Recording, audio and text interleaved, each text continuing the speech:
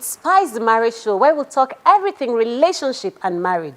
Today on the program, we'll be talking about violence and jealousy in relationship. What are the causes of jealousy? Are women more jealous than men? We're going to find out that today. What are the different types of jealousy people experience? This is all what is going to come up on today's show. But before we start, let's define the word jealousy and envy. Jealousy has been said to be defined as a feeling over resentment against rivals. It's a feeling when one is experiencing so much loss. While envy is a feeling that someone has when they don't get what they want. It's even said that extreme jealousy can have physical effects on your health, on your body. It can also cause stomach pain and making you feel sick physically. But let's see what people have to say about the word jealousy and envy in relationship.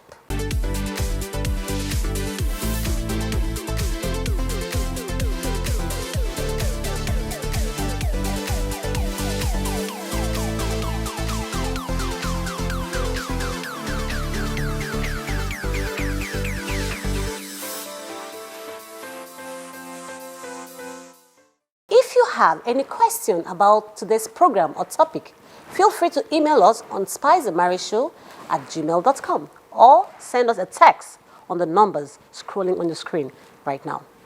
Welcome back. We have lovely guests in the house today that are going to contest on the word jealousy and envy. On my right, I will be welcoming Mr. Amza Umaru, a media analyst. You're welcome to the show.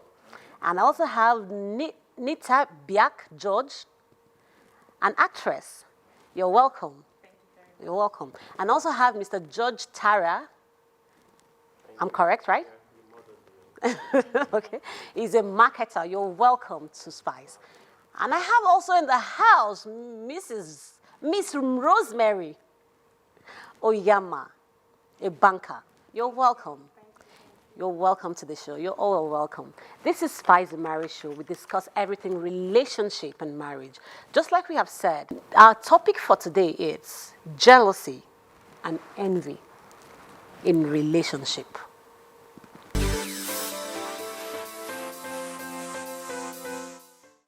Welcome back. Well, we're still battling with the word jealousy and envy in relationship. Now it's not as if we're digressing from where we are because we talked about violence. We've not really touched that yet. We're going to do that now. But first of all, one of my guests just said something, that the society can turn you to a beast.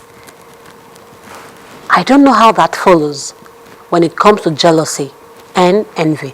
Let us find out what it takes for the society to turn you to a beast in a relationship. Let's see how it goes. Welcome back. Rosemary, you just said something about the society turning one to a beast. How does it follow? How does it come when it comes to relationship? Okay, I'll tell you that. The society plays a major role. Okay. We have, it is said that we are very homely people from this side of the world because of our parents, the way our cultures, our belief system and all.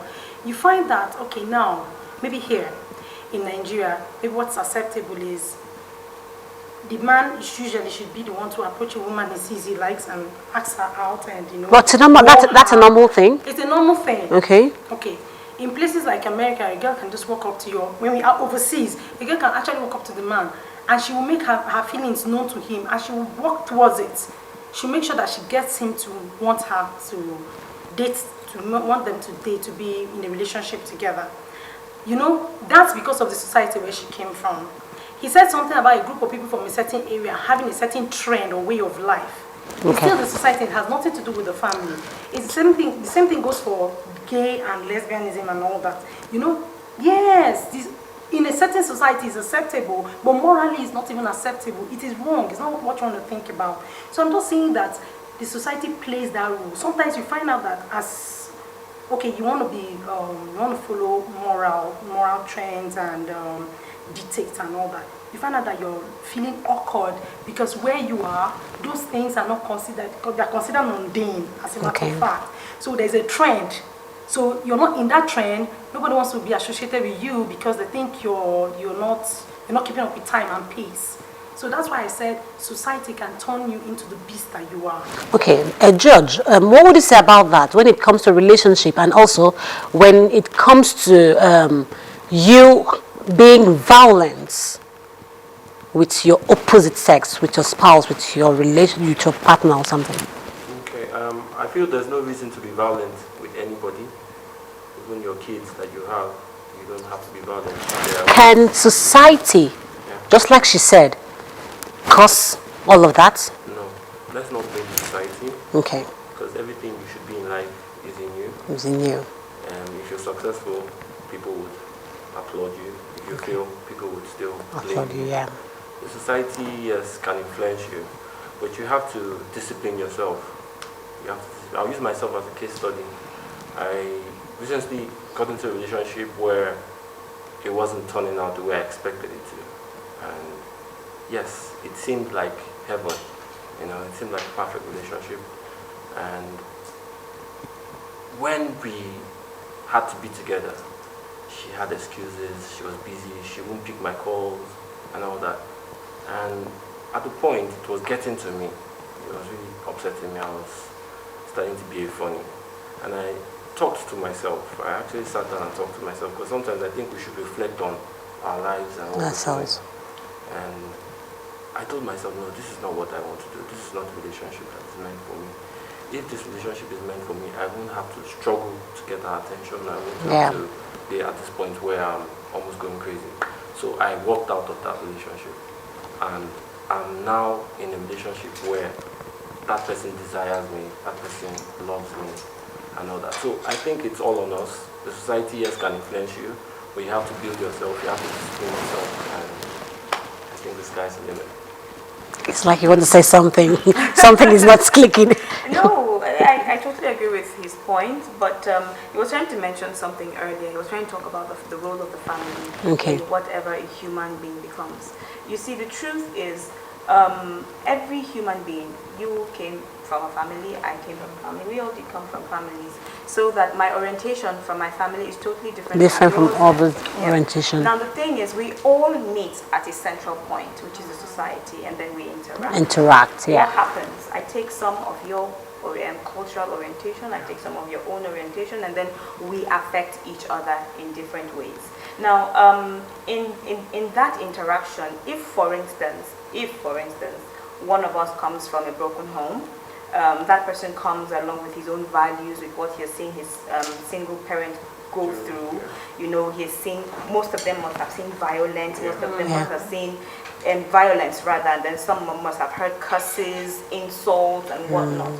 And then what they do is, when, for instance, we are friends and I probably have a relationship that I'm not finding funny, that friend just advises me based on his own perspective to relationship. And then if what I have learned from my own family is not strong enough to hold me up, it simply means I'm going to bulge into what he or she thinks, and before you know it, gradually, as that relationship is established, as my relationship with that friend is solidified and established, it means that I'm beginning to think like my friend, I'm beginning to act like my friend. And if I'm not the only person who that friend has that influence on, it means that he's going to share most of these experiences with other people. So you see, that way, now I could also go to some other person and advise the person the same way. The person who I am in a relationship with might live with me and find some things I have done to him or her which he doesn't find funny. He might get into another relationship and begin to exhibit those same attitudes, those same traits which he learned from me. So the truth is, we all learn from each other, and that's the only way that society can actually influence one. Okay, let me talk to you, Mr. Hamza. What would you say? How can you curtail an overbearing and possessive partner? How can you curtail it? Okay. Well, it's two things. It's either you stay or you leave. Okay. How's yours? Even if you love the person. Well, look at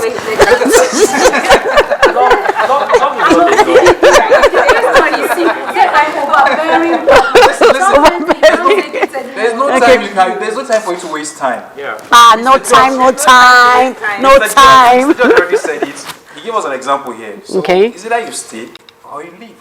Wait, you see, that's if we're talking about relation. Okay, relation. Now, relationship. Not married. Not married. No, Relationship. it's generally cuts across. It cuts across the line. Marriage. If he wants to separate it, he should separate it now. You see, the truth is, If your partner, if your partner is overbearing in marriage, you should cut it off. No, that's why I said he should separate it now, because if you're saying this as regards a regular relationship, then maybe that's acceptable. But when you are now married to a person, the story is different. Okay. Okay, now listen. There are lots of issues that will make you very uncomfortable, and that will make the burden of being in a relationship or marriage be hell for you. You can have the best mansion in Nigeria and you're not comfortable in your marriage. Yeah. Most Okay. def. So are you going to continue staying there? I have an example of a very wealthy man, a very, very wealthy man, that probably one of the richest people in Nigeria or in the world. He has 4 wives, and his business schedules don't allow him to stay with them. What do they have to do?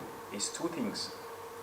In a place that have a very strong moral and value, and whatever you think the society accepts you to behave, you can't do something out of the Box. contrary. So what he did is they went to meet the royal father and like, look, we are comfortable, we are not hungry in our husband's house, we have the best of things, but we don't have a man beside us. Very important. Yeah, definitely. That's what they said. We don't have a man beside us. We have the best cars, we have the best houses, our children goes to the best schools, but this man is not here. When it's cold, when it's raining. When it's cold. Yeah. So the royal father advised, okay, young Mr. A, kindly divorce these women. Oh. And that's what he did. That's what he did. Someone that is pursuing money everywhere around the world. Now, will you prefer if those women stay in their house and they get a sugar boy? That was it, violence. Funding for the evil. Yeah, Now yeah. to riots. Violence is being spread. Now only to riots. Right, because they're 4 women. Yes. That's Okay. what I'm saying. So it's not everything you bear. Yeah, Life is too short for you to bear, for you to go through hell while But just like it is said, yes. a broken relationship is better than a broken marriage. This is my view. I'm not saying it like a perfect word. Yeah. Before you get into any relationship, it is said that you need to like maybe look into your partner very well. At some point, you will know your partner's dreams. You know where your partner is channeling his life to. You know what he's pursuing, what he wants to become, how he wants to build his life. At a point, just like we would say, you support your partner. There's a particular level in life that your partner might not be with you because you know where your partner is going to. Now, if you had all of this in your mind and you knew you went into that relationship and you got married, what is the excuse of you telling me that you want to break up the marriage and you have children? How did you have kids? Now let me explain this. How did you have kids? At that time. No, yeah, you need to spend time. They had time together. They had kids. But at this point, these same women, if this man turns out to them and say, I do not have anything in my pocket, will they stay? Be the first people. They will be the first people to complain. They will be the first people to say, this man, you are a useless man. You packed 4 of us to come and put in the house. And you cannot fend for us, and you cannot take care of us. Okay, now let me. So I won't take that. I will not take that. She's directing the question to me, so let me reply you. Human beings have psychological needs. Your psychological need. Excuse me. Okay. Your psychological need is different from your physical needs. Okay. As we are on set now, if somebody feels like going to pee, there is nothing on earth that will make that person comfortable. It doesn't apply to this. It does. It doesn't apply to this. Listen. I take an Excuse me. exception to that. No, It doesn't apply to this. Listen. There's what you call a pyramid of life. On the first stage is the immediate need, hunger. If you're hungry, there's nobody in the world that can satisfy you. Okay. Yeah. If you feel like easing yourself because it's a need, if you feel like going to the toilet or if you feel like urinating, there is nothing in this world, even if you have the best food here and you feel like going to urinate, first you have to obey your psychological need. Go to urinate. But it doesn't follow here. But it doesn't follow here because I'm not done yet. And also, what's it called? There's a responsibility, conjugal responsibilities. I'm saying that because of the younger viewers at home. Okay. Which I know all of us knows what conjugal is. Yeah. If you're married and for 3 months, your husband is not taking care of his conjugal responsibilities. But is he talking to you on phone? Are you guys talking? Are you people communicating? That's what I'm telling you. It's a need. A need is different from want. If he's calling on phone, it's want. It's one pattern. You understand what I'm saying? So if you're married, You just. women, people are different. I believe we have so many means of being with our partners. I believe we have so many means of dicing and balancing things because I will not. As real as the traditional way. I accept. I'm not disputing that. I'm not disputing that. Listen. Ambitions. If you have a husband, if I have a husband today that goes from one state to another, before I got married to him, or maybe in the course of the marriage that came up, I think if I love this man and I agree to be the wife of this particular man, I think I need to. That's my arc. That's my graph that is going up. When there's time for it to come down, I need to slope it down. For him, You see, Regina, I have to dice it. the problem that It's not how most you're women thinking. encounter. No. The problem that most people encounter in relationships, or rather, let me stream it down to marriage, is they first of all accept the person that they're getting married to based on face value. Face value and okay, no. Sorry. Can I come in? Sorry, please. Let us not push on physical things. They marry the content and not the content. Yes. You don't look at the content. You marry what? Now the container is not there. Can I say Who something? will represent the container? Can I say something? Yes, There's please. really no need for that divorce to take place. Thank you. That's where I was going to. There's really no need. There's no need for that divorce to come. Listen. It's simple. Just like I'm telling you. Funny enough. It's just like Funny enough, Just like- let me even tell you. Let me send a message to those women. no, don't send me.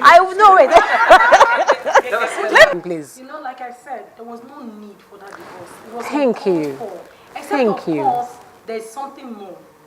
Yes, they took the right step to even discuss it with, but I'm sure when they went to discuss it with the royal father or whatever, they didn't go there saying that help us to talk to our dad to make it something more available. They went there with a divorce plan in their mind. No, you were not there. You were And not that there, is and I not was love, not my there. dear. But basically, Wait now, let me but finish. That is basically, not love, my But dear. wait, is there Listen. love in any relationship that has to do with one person and 4 women? And Is there love in that? obviously, there is. See, get- listen, one is going to be biologically, more, right? biologically, a man can love 4 women. It's not true.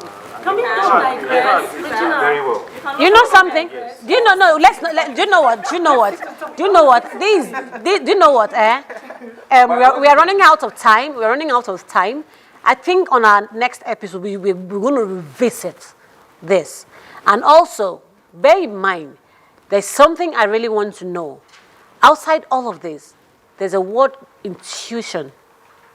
How does it relate to jealousy, envy, violence in relationship? I would want us to discuss that. Then we will now revisit you, Mr. Hamza. That's your word. These 4 women, I would really want to meet them because you get Don't worry. Take your time. because 4 women Don't worry. that want to. Okay, wait. Before, Biologically, can I ask you a question? Married men at home. Can I ask you a question? Married men at home. Do you think you don't have girlfriends outside? Hamza. Wait, Hamza. I don't want to accept that. They do. They take care of their girlfriends outside. Can I ask you a question? Who told you don't love them? No, you love them. Do you know who told you? No, see, they can. You can't love someone and hug yes. And all that person, I'm going to bring another wife. Okay, let me ask. You feel needy. Won't you just take, what stops you from going to the UK for God's sake? If you're calling him on the phone and he's not working for you, won't you just go to the UK and meet your husband? She's married, I'm telling you. Because it's even in something we a cannot regular plan. relationship. Plan and can I ask a question? Did the 4 of these women agree to divorce this man? 4 of them at a go? Did 4 of these women agree? Did they agree to leave this man? This is coming from a place that have a core cultural values and morals. Okay. Even some other places now, they don't mind, okay, my husband is always traveling, let me get a sugar boy. And she's happily married. Keep the sugar boy thing. Keep this sugar boy thing. Let's not go the sugar. The only question I'm asking you, let's not go. Leave the sugar boy alone. There is no sugar boy in this. It's about the 4 women. I want to know what is their mindset. Now, did 4 of them agree together to leave this man at a go? Yes. Listen, No, I need you to give me a perfect answer. Did the 4 of them agree to leave this I man? have to be very objective. Okay. I was not there, but I was living in that state at that time. And this is a person that I don't want to mention names, the whole world knows him. And he has several examples that if I start giving it looks ridiculous.